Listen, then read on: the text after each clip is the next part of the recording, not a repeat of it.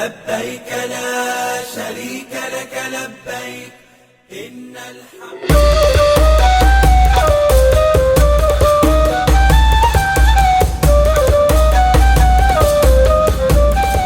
Layanan bagi jemaah haji Indonesia di Mekah terus bersiap untuk dimaksimalkan. Sejak kedatangan perdana pada 10 Mei 2025, berbagai sektor layanan bekerja tanpa henti.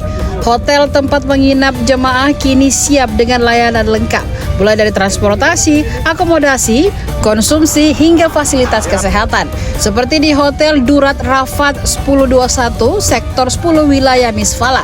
Hotel ini menjadi tempat tinggal jemaah haji dari embarkasi Surabaya.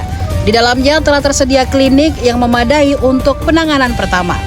Tenaga ahli Menteri Agama Bunyamin Yafid menekankan pentingnya pendekatan humanis.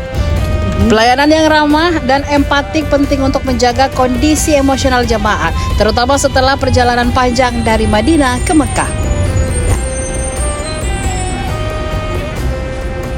Download Tribun X sekarang, menghadirkan lokal menjadi Indonesia.